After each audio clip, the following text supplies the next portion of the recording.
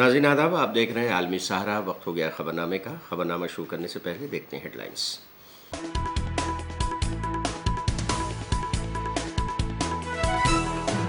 केजरीवाल ने सीबीआई के दावों की अदालत में की तरदीद। जज ने भी कहा, आबकारी मामले में केजरीवाल ने मनीष सिसोदिया को नहीं ठहराया है कसूरवार।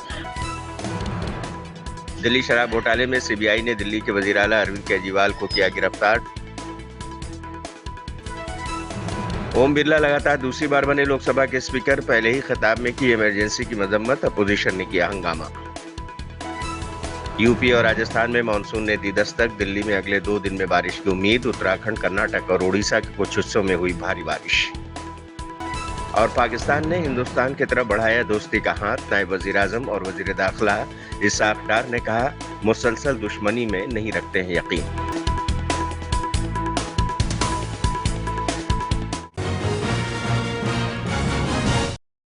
आबकारी पॉलिसी मामले में राउज एवेन्यू कोर्ट ने कहा है कि अरविंद केजरीवाल ने ऐसा कोई बयान नहीं दिया है जैसा सीबीआई के वकील दावा कर रहे हैं। सीबीआई के इल्जामात पर अरविंद केजरीवाल के एतराज के बाद राउज एवेन्यू कोर्ट के जज ने मनीष सिसोदिया के रोल पर अरविंद केजरीवाल के बयान को पढ़ा। कोर्ट ने साफ किया है कि अरविंद केजरीवाल के बयान में ऐसा नहीं है कि आबकारी पॉलिसी मनीष सिसोदिया का आइडिया था। दिल्ली के वजीर आला अरविंद केजरीवाल को बुध की सुबह सीबीआई ने आबकारी पॉलिसी में करप्शन के इल्जामात के सिलसिले में गिरफ्तार करने के बाद सीबीआई ने उन्हें ट्रायल कोर्ट में पेश करके 5 दिन की कस्टडी मांगी। कोर्ट ने करीब 4 घंटे तक दलीलें सुनी और फैसला महफूज रख लिया है। इस बीच सीबीआई ने दिल्ली की शराब पॉलिसी और केजरीवाल के रोल को लेकर कोर्ट में कई दावे किए हैं। इन दावों की केजरीवाल ने तरदीद की है। केजरीवाल ने कोर्ट में कहा है कि मीडिया में जो कुछ चल रहा है वो सही नहीं है। उन्होंने कभी ऐसा बयान नहीं दिया है कि मनीष सिसोदिया इस मामले में कसूरवार हैं। केजरीवाल ने बताया है कि उन्होंने कहा था कि वो और मैं भी बेकसूर हूं। केजरीवाल ने दोहराया कि मनीष सिसोदिया बिल्कुल बेकसूर हैं। ट्रायल कोर्ट में गिरफ्तारी से पहले केजरीवाल की तरफ से वकील विवेक जैन और विक्रम चौधरी पेश हुए। वहीं सीबीआई की तरफ से वकील डीपी सिंह ने दलीलें दी। दोनों फरीकैन की दलीलें वैकेशन बेंच के जस्टिस अभिषेक रावत ने सुनी। इससे पहले सुनवाई के दौरान ही केजरीवाल की तबीयत बिगड़ गई थी। उनका शुगर लेवल गिरने के बाद उन्हें कुछ देर के लिए अलग रूम में शिफ्ट किया गया था। हालांकि बाद में वो कोर्ट रूम में वापस लौट आए। हम आपको बता दें कि सीबीआई ने 25 जून को रात 9 बजे तिहाड़ जाकर शराब पॉलिसी मामले में केजरीवाल से पूछताछ की थी। इससे पहले शराब पॉलिसी में मनी लॉन्ड्रिंग के इल्जाम में ईडी ने 21 मार्च को उन्हें गिरफ्तार किया था। वो पिछले 87 दिनों से तिहाड़ में बंद हैं। हालांकि वे इंतखाबी मुहिम के लिए 10 मई से 2 जून यानी 21 दिन के लिए पैरोल पर आए थे। बीजेपी लीडर ओम बिरला लगातार दूसरी मर्तबा लोकसभा के स्पीकर मुंतखब हो गए हैं। इसी के साथ बिरला दूसरी बार लोकसभा स्पीकर बनने वाले लीडर बलराम जाखड़, जीएम बालयोगी और पीए संगमा की फहरिस्त में शामिल हो गए हैं। सौती वोटों से स्पीकर चुने जाने के बाद वजीर आजम मोदी और अपोजिशन के लीडर राहुल गांधी ओम बिरला को उनकी निशस्त तक लेकर आए। ओम बिरला के दोबारा स्पीकर बनने पर ऐवान में उन्हें मुबारकबाद और उन्हें ख्वाहिशात पेश की गई। इस दौरान स्पीकर ओम बिरला की जमकर तारीफ भी हुई। वहीं उन्हें अपोजिशन के ताने भी सुनने पड़े। लोकसभा के स्पीकर ओम बिरला ने कहा है कि 18वीं लोकसभा जमहूरियत का दुनिया का सबसे बड़ा जश्न है। मुख्तलिफ चैलेंजों के बावजूद 64 करोड़ से जायद वोटरों ने पूरे जोश के साथ इलेक्शन में हिस्सा लिया। उन्होंने ऐवान की तरफ से मुल्क के अवाम और इलेक्शन कमीशन का शुक्रिया अदा किया। उन्होंने कहा कि वजीर आजम मोदी की क़यादत में लगातार तीसरी बार एनडीए की सरकार बनी है। पिछली एक दहाई में लोगों की तवक्कुआत, उम्मीदें और ख्वाहिशात बढ़ी हैं। हमारी जिम्मेदारी है कि हम उन्हें मौसर तरीके से पूरा करने की इज्तिमाई कोशिश करें। माननीय प्रधानमंत्री जी, केंद्रीय परिषद के माननीय सभी सदस्यगण, सभी दलों के नेतागण, सभी माननीय सदस्यगण, मुझे पुनः इस महान सदन के पीठासीन अधिकारी के रूप में दायित्व निर्वहन करने का अवसर प्रदान किया, इसके लिए मैं आपका हार्दिक आभार व्यक्त करता हूं। मैं माननीय प्रधानमंत्री जी और सभी दलों के नेताओं और माननीय संसद सदस्यों का, जिन्होंने मेरे प्रति विश्वास व्यक्त किया, उसके लिए भी मैं आपका आभारी हूं। ये 18वीं लोकसभा में दुनिया का सबसे बड़ा लोकतंत्र का उत्सव, और उत्सव में भौगोलिक विविधताएं, प्रतिकूल मौसम, अन्य चुनौतियों के बाद भी जिस सक्रियता से 64 करोड़ ज्यादा से मतदाताओं ने भाग लिया, मैं सदन की ओर से उनको और देश की जनता को के प्रति भी आभार व्यक्त करता हूं।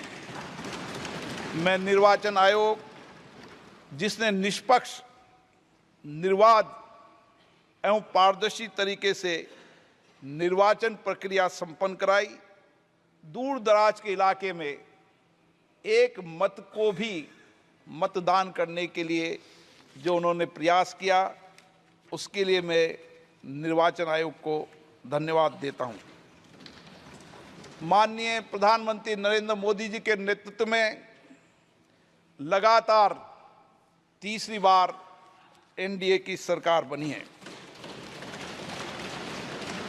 पिछले एक दशक में जनता की अपेक्षाएं, आशाएं, आकांक्षाएं बढ़ी है। इसलिए हम सबका दायित्व हो जाता है कि हम उनकी अपेक्षाएं, आकांक्षाओं को प्रभावी तरीके से पूर्ण करने के लिए सामूहिक प्रयास करें। सर, मैं आपको अपनी जानिब से, पूरे मुल्क की जानिब से मुबारकबाद देता हूं, और मुझे यकीन है कि आपकी पार्लियामेंट की आवाम इस बात पर फख्र कर रही है कि आप दूसरी मर्तबा इस ऐवान के स्पीकर बने हैं। सर, आप इस हाउस के रिपोजिटरी है, कस्टोडियन है, मगर हकीकत यह है कि अक्सरियती जमात के पास नंबर है, मगर उनके पास अक्सरियत की ताकत नहीं है। यहाँ अपोजिशन के पास अक्सरियत की आवाज़ भी है। तो इसीलिए मेरी आपसे गुजारिश है कि आप छोटी पार्टियों को मौका दीजिए, और मुझे यकीन है कि आप 17वीं लोकसभा में जिस तरह शफकत का मुजाहरा मुझ पर किया, हम छोटी पार्टियों पर, मैं उस समुदाय से आता हूं जो इस ऐवान में सिर्फ 4% हैं, तो हमको आवाज़ उठाने की आवाज़ दीजिए। सर, आखिर में मुझे यकीन है कि आप वहां पर बैठे हैं तो यह ऐवान एक कीमती हीरे की तरह ना सिर्फ इस मुल्क की आवाम में, दुनिया में चमकेगा, और आप के बोझ को यह सरकार कम करेगी डिप्टी स्पीकर बनाकर। इतना बोझ आप पर नहीं डालना चाहिए। मैं मुबारकबाद देता हूं सर आपको, मैं मुबारकबाद देता हूं कि आप छोटी पार्टियों पर, यह ऐवान अपोजिशन और छोटी पार्टियों का भी है, हमको आप आवाज का मौका देंगे। इस हाउस का कैरेक्टर बदल चुका है सर, इस हाउस का कैरेक्टर बदल चुका है। अब बीजेपी स्टीम रोल नहीं कर पाएगी। हम आपसे मुबारकबाद देते हैं। ओम बिरला के लोकसभा स्पीकर मुंतखब होने पर वजीर-आज़म नरेंद्र मोदी ने कहा है कि ये ऐवान की खुशकिस्मती है कि वो दूसरी बार इस ओहदे पर फायज हो रहे हैं। ओम बिरला की उन्हें ख्वाहिशात पेश करते हुए वजीर-आज़म मोदी ने कहा कि अमृतकाल के इस अहम दौर में दूसरी बार इस ओहदे पर फायज होने की बहुत बड़ी जिम्मेदारी उन्हें मिली है, और उम्मीद है कि वो आने वाले 5 साल हम सब की रहनुमाई करेंगे। आदरणीय अध्यक्ष महोदय, ये सदन का सौभाग्य है कि आप दूसरी बार इस आसन पर विराजमान हो रहे हैं। आपको और इस पूरे सदन को मेरी तरफ से मैं बहुत बहुत बधाई देता हूं।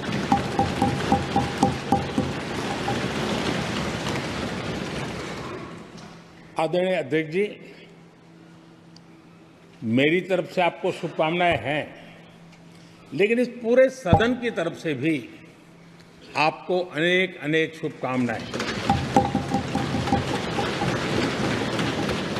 अमृत काल के इस महत्वपूर्ण कालखंड में दूसरी बार इस पद पर विराजमान होना बहुत बड़ा दायित्व आपको मिला है, और आपका 5 वर्ष का अनुभव और आपके साथ हम लोगों का 5 साल का अनुभव, हम सबका विश्वास है कि आप आने वाले 5 साल हम सबका मार्गदर्शन भी करेंगे और देश की आशा अपेक्षाएं पूर्ण करने के लिए ये सदन अपना दायित्व निभाने में आपकी बहुत बड़ी भूमिका रहेगी। इस मौके पर अपने ख्यालात का इजहार करते हुए लोकसभा में हिज़्ब इख्तिलाफ के कायद राहुल गांधी ने कहा कि उन्हें यकीन है कि अपोजिशन को बोलने और अरकान को हिंदुस्तान के लोगों की नुमाइंदगी करने की इजाजत देकर स्पीकर हिंदुस्तान के आइन का तहफ़्फ़ुज़ करने का अपना फर्ज निभाएंगे। I'd like to congratulate you for your successful election, for the second time that you have been elected. I'd like to congratulate you on behalf of the entire opposition, on behalf of the India Alliance. Speaker, sir, this House represents the voice of India's people. And you, Speaker, sir, are the final arbiter of that voice. Of course, the government has political power, but the opposition also represents the voice of India's people. And this time, the opposition represents significantly more voice of the Indian people than it did last time.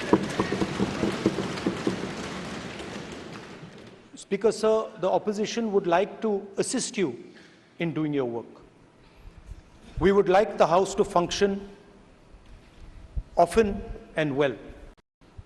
Speaker, sir, it is very important that cooperation happens on the basis of trust. It is very important that the voice of the opposition is allowed to be represented in this House.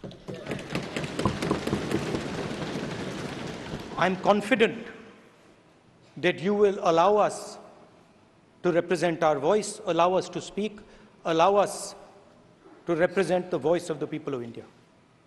Speaker, sir, the question is not how efficiently the House is run. The question is how much of India's voice is being allowed to be heard in this House. So the idea, Speaker, sir, so the idea that you can run the House efficiently by silencing the voice of the opposition is a non-democratic idea.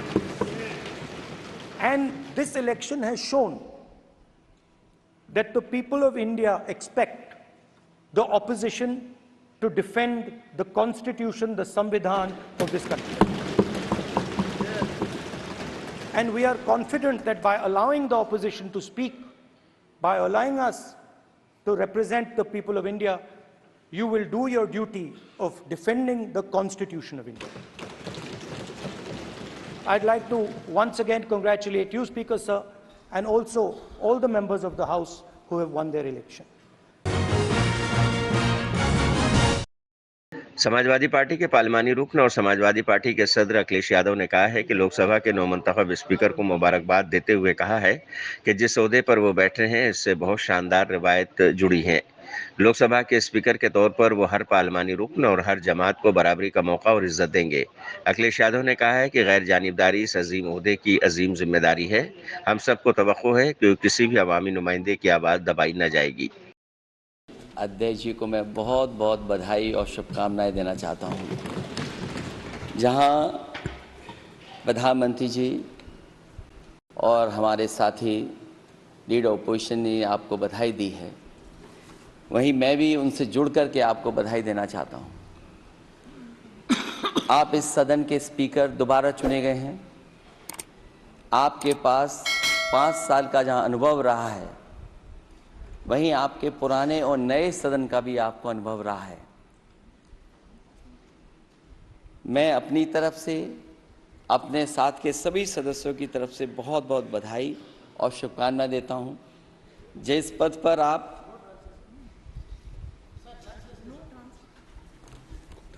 जिस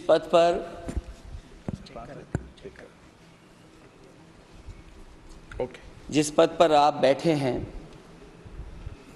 इससे बहुत गौरवशाली परंपराएं जुड़ी हुई हैं और हम सब यही मानते हैं कि बिना भेदभाव के आगे बढ़ेगा और लोकसभा के अध्यक्ष के रूप में आप हर सांसद और हर दल को बराबरी का मौका और सम्मान देंगे। निष्पक्षता इस महान पद की महान जिम्मेदारी है। आप लोकतांत्रिक न्याय के मुख्य न्यायाधीश की तरह बैठे हैं। हम सबकी आपसे अपेक्षा है कि किसी भी जनप्रतिनिधि की आवाज दबाई न जाए और ना ही निष्कासन जैसी कार्रवाई दोबारा सदन की गरिमा को ठेस पहुंचाएं। आपका अंकुश विपक्ष पे तो रहता ही है, लेकिन आपका अंकुश सत्ता पक्ष पे भी रहे।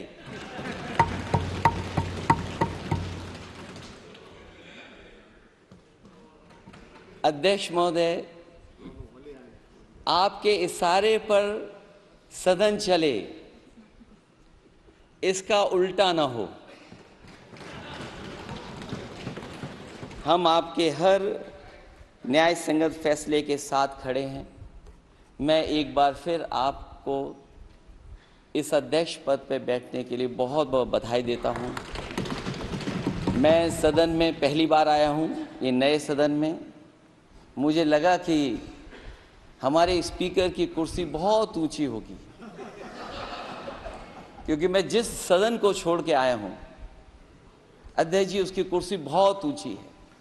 उस समय भी मैं अध्यक्ष जी किसको कहूं कि ये कुर्सी और ऊंची हो जाए। जहां ये नया सदन है, वही मैं आपकी पीठ के पीछे देख रहा हूं, पत्थर तो सही लगे हैं, सब कुछ अच्छा लगा है, लेकिन कुछ दरार में मुझे कुछ सीमेंट अभी भी लगा दिखाई दे रहा है। अध्यक्ष महोदय, मुझे उम्मीद है कि आप जितना सत्ता पक्ष का सम्मान करेंगे, उतना ही विपक्ष का सम्मान कर करके हमें भी अपनी बात रखने का मौका देंगे। मैं आपको बधाई देता हूं, शुभकामनाएं देता हूं, हर तरीके के साथ आपके साथ हैं। राहुल गांधी के लोकसभा में अपोजिशन लीडर मुंतखब होने पर सचिन पायलट ने कहा है कि राहुल गांधी के इस इख्तिलाफ का कायद चुने जाने से सिर्फ कांग्रेस ही नहीं बल्कि पूरी अपोजिशन तवानाई से भर गई है। राहुल गांधी ने हमेशा इस सरकार को चैलेंज किया है और शफाफियत के लिए लड़ाई लड़ी है। सचिन पायलट ने कहा है कि रवायत रही है कि अगर लोकसभा स्पीकर बगैर वोटिंग के चुना जाता है तो डिप्टी स्पीकर अपोजिशन का होता है। बड़ी खुशी की बात है कि कांग्रेस वर्किंग कमेटी का जो सर्वसम्मति से प्रस्ताव था, जो हम लोगों ने राहुल गांधी जी को आग्रह किया था, वर्किंग कमेटी ने उस आग्रह को उन्होंने स्वीकार किया और कांग्रेस पार्लियामेंट्री पार्टी की चेयरपर्सन सोनिया गांधी जी ने राहुल गांधी जी को नमोनित किया है नेता प्रतिपक्ष के रूप में। राहुल गांधी जी के लीडर ऑफ ऑपोजिशन बनने से न सिर्फ कांग्रेस में, कांग्रेस कार्यकर्ताओं में, लेकिन पूरा विपक्ष, समूचा जो इंडिया अलायंस है, सभी लोगों में एक ऊर्जा का संचार हुआ है। राहुल गांधी जी ने लगातार इस सरकार को चुनौती दी है, पारदर्शिता की लड़ाई लड़ी है, लोगों की आवाज बनने का काम किया है, संसद के अंदर और संसद के बाहर। आज जब वो नेता प्रतिपक्ष बने हैं तो उससे विपक्ष की उम्मीदें और बड़ी हैं, लोगों के अंदर विश्वास पैदा हुआ है और लाखों करोड़ों लोग जिन्होंने लोकतंत्र को जीवित रखने के लिए, संविधान को सुरक्षित रखने के लिए इंडिया अलायंस को वोट डाला था, उन लोगों को आज उम्मीद बनी है कि सदन के अंदर मुस्तैदी से, मजबूती से और सच की लड़ाई लड़ने का काम राहुल गांधी जी करेंगे। उनका नेता विपक्ष बनने पर मैं उनको, उनकी मैं समझता हूं जो आने वाली भूमिका होगी उस पर सब लोग नजर बनाए हुए हैं और पूरा देश आज उम्मीद करता है कि हम सब की बात को रखने का वो काम करेंगे। राहुल गांधी जी के नेता प्रतिपक्ष बनने से न सिर्फ कांग्रेस को ताकत मिलेगी, लेकिन उस सोच को ताकत मिलेगी जो सोच इस देश में अमन, चैन, प्यार, भाईचारा और संविधान को सुरक्षित बनाने का काम करना चाहती है। सरकार का जो रवैया रहा, मैं मानता हूं कि वो सही नहीं था। अभी इस पे अंतिम निर्णय नहीं हो पाया है कि आगे क्या होगा, लेकिन परंपरा ये होती है कि अगर स्पीकर बिना चुनाव के चुना जाता है तो डिप्टी स्पीकर का पद विपक्ष को दिया जाता है। जब यूपीए की सरकार थी तब डिप्टी स्पीकर हमेशा विपक्ष के पास था। मुझे पता नहीं है कि इसमें अंतिम क्या निर्णय लिया गया है, लेकिन स्वच्छ परंपरा ये रही है, जब यूपीए के कार्यकाल था तो स्पीकर सत्ता पक्ष का था और डिप्टी स्पीकर विपक्ष का था। लेकिन इस सरकार का जो गठन हुआ है ये एक मिलीजुली सरकार है और किसी भी दल को पूर्ण बहुमत नहीं मिला। और भाजपा जब चुनाव में गई थी तो 303 सांसद उनके थे, आज वो 240 पे हैं, तो लगभग 65 सांसद बीजेपी के कम हुए हैं। कांग्रेस पार्टी के 55 सांसद थे, 54 सांसद थे, आज 102 सांसद हैं, तो हमारा संख्याबल दुगना हुआ है। तो हमने जो बात रखी जनता के सामने, जो मैनिफेस्टो बनाया, जिन मुद्दों को लेकर हमने चुनाव लड़ने का काम किया, उन सिद्धांतों को, उन मुद्दों को, उन इश्यूज को, मैनिफेस्टो को हमारे को जनता ने पसंद किया। ये बात सही है कि सरकार दोबारा एनडीए की बनी है, लेकिन भविष्य में क्या होगा मैं नहीं जानता हूं। दो बड़े सहयोगियों के साथ सरकार का निर्माण हुआ है, संभावनाएं आगे क्या बनती हैं कहना मुश्किल होगा। लेकिन मैं इतना चाहता हूं कि नए स्पीकर जो बने हैं राजस्थान से, हमारे ओम बिरला जी, वो दूसरी बार स्पीकर बने हैं लोकसभा के। मैं उम्मीद करता हूं कि वो, जैसा राहुल गांधी जी ने कहा, कि वो निष्पक्षता से काम करेंगे। और स्पीकर होने का जो दायित्व होता है उसका मतलब होता है कि प्रत्येक दल को, प्रत्येक सदस्य को बराबरी का मौका मिले और विपक्ष को अपनी बात रखने का पूरा जो उनका दायित्व है उसको पूरा करने का उनको अवसर प्रदान करें। कश्मीर के रुकन पार्लियामान आगा सैयद रुहुल्लाह ने पार्लियामेंट में पहले दिन ही साबिक एमपी कुंवर दानिश अली का मामला उठा दिया। आगा सैयद रुहुल्लाह ने कहा है कि इस पार्लियामेंट में एक मुस्लिम पार्लियामानी रुकन को दहशतगर्द कहा गया था। जनाब स्पीकर साहब, मैं आपको जम्मू कश्मीर नेशनल कॉन्फ्रेंस की तरफ से स्पीकर मुंतखब होने पे मुबारकबाद पेश करता हूँ और आपसे ये गुजारिश है कि आज के बाद आप न बीजेपी है, न कांग्रेस है, न समाजवादी है। आज के बाद सिर्फ आपकी एक ही पार्टी है, आईन Hind, the constitution of India. उम्मीद है कि आज के बाद आप उसके कस्टोडियन होंगे और इस हाउस में, जिसे जमहूरियत का सबसे बड़ा इदारा कहा जाता है, जमहूरियत की मिसालें होगी। इस हाउस में आपको इस बात से याद रखा जाएगा कि क्या आपने ट्रेजरी बेंचेस को मजबूर किया अपोजिशन का सुनने के लिए, या आपने अपोजिशन को खामोश किया। आपको P20 के लिए याद नहीं किया जाएगा, आपको याद किया जाएगा जब इसी ऐवान में एक मुसलमान MP को टेररिस्ट कहा गया क्योंकि वो मुसलमान है। आपने उस आवाज़ को, उस नाजायज़ आवाज़ को कैसे खामोश किया, या आपने उन आवाज़ों को उठने दिया। अगर एक MP जो चुना हुआ नुमाइंदा होता है, अगर उसको इस हाउस में, जमहूरियत के बड़े इदारे में टेररिस्ट कहा जा सकता है, तो उन मुसलमानों को सड़कों पे भी टेररिस्ट कहा जा सकता होगा। इसी तरह से ऑनरेबल स्पीकर, एक मिनट बैठिए। माननीय सदस्यगण, ये सदन का पहला दिन है। आप बोलते समय क्या टिप्पणी कर रहे हैं उसका ध्यान रखो। अभी कार्यकाल को देखो, उसके बाद टिप्पणी करो। बात कर रहा हूं। मैं ये गुजारिश करूंगा, सबसे बड़ा इदारा है जमहूरियत का, यहाँ पे ऐसी मिसाल नहीं होनी चाहिए थी और आप उसके कस्टोडियन थे। जब 370 की बिल 1 मिनट में लाई गई और आधे घंटे में पास की गई, आधे घंटे में पास की गई। प्लीज बैठिए। ओम बिरला लोकसभा का स्पीकर का ओहदा संभालते ही 18वीं लोकसभा के पहले इजलास में तकरीर करते हुए इमरजेंसी का जिक्र छेड़ दिया। इस दौरान अपोजिशन ने हंगामा किया। लोकसभा में इमरजेंसी पर तहरीक मजम्मत पेश की गई। तहरीक पेश करते हुए लोकसभा के स्पीकर ओम बिरला ने कहा कि यह ऐवान 1975 में मुल्क में इमरजेंसी लगाने के फैसले की सख्त अल्फाज में मजम्मत करता है। इसके साथ ही हम उन सभी लोगों की कुव्वत अज़्म की सताइश करते हैं जिन्होंने इमरजेंसी की पुरजोर मुखालफत की है।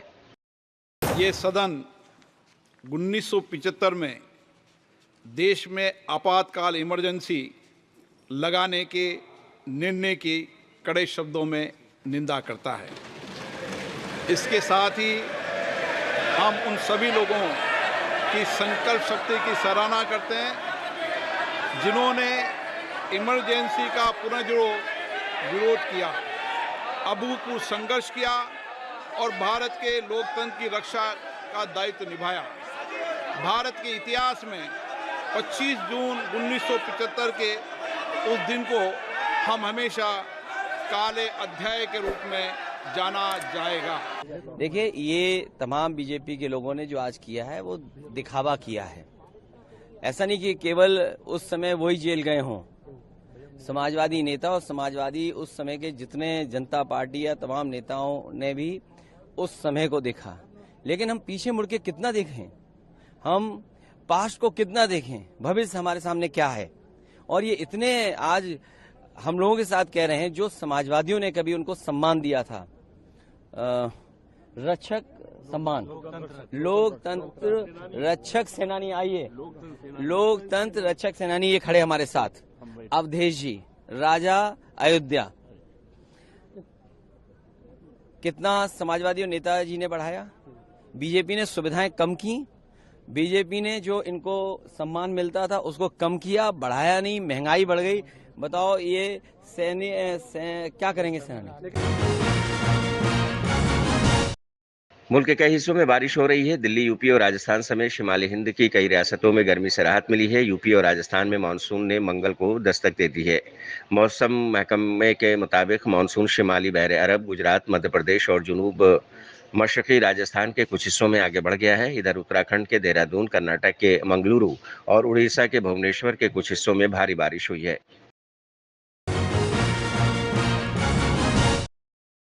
पाकिस्तान के नायब वजीर आजम और वजीर खारजा इसहाक डार ने हिंदुस्तान को दोस्ती का पैगाम दिया है। डार ने नई सरकार से इस्लामाबाद के साथ अपने रवाबित पर संजीदगी से गौर करने को कहा है, लेकिन साथ ही उन्होंने ये इंतबाह भी दिया है कि वो भारत की सरकार के बिना सोचे समझे किसी भी फौजी इक़दाम का फैसला कुन जवाब देंगे।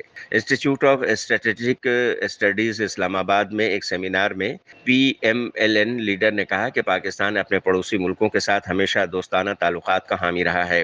हिंदुस्तान के साथ पाकिस्तान के ताल्लुकात में बेअमनी रही है। डार ने कहा है कि हम अपनी आपसी एहतराम, खुद मुख्तारी, तवील मुद्दती जम्मू कश्मीर तनाज़े के मुनसिफाना हल और पुरअमन हल की बुनियाद पर भारत के साथ अच्छे पड़ोसी वाले ताल्लुकात चाहते हैं। पाकिस्तान हमेशा बातचीत से सभी मसाइल को हल करना चाहता है। उनका मुल्क कभी भारत के एक तरफा नज़रिए, ख्वाहिश या इजारेदारी को लागू करने की कोशिश पर राज़ी नहीं होगा।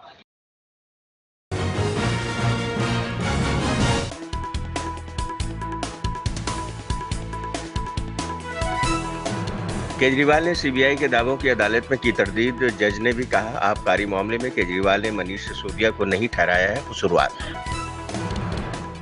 दिल्ली शराब घोटाले में CBI ने दिल्ली के वजीर आला अरविंद केजरीवाल को किया गिरफ्तार। ओम बिरला लगातार दूसरी बार बने लोकसभा के स्पीकर, पहले ही खिताब में की इमरजेंसी की मजम्मत, अपोजिशन ने किया हंगामा। यूपी और राजस्थान में मानसून ने दी दस्तक, दिल्ली में अगले 2 दिन में बारिश की उम्मीद। उत्तराखंड, कर्नाटक और उड़ीसा के कुछ हिस्सों में हुई भारी बारिश। और पाकिस्तान ने हिंदुस्तान की तरफ बढ़ाया दोस्ती का हाथ। नायब वजीर आजम और वजीर दाखिला इसहाक डार ने कहा, मुसलसल दुश्मनी में नहीं रखते हैं यकीन।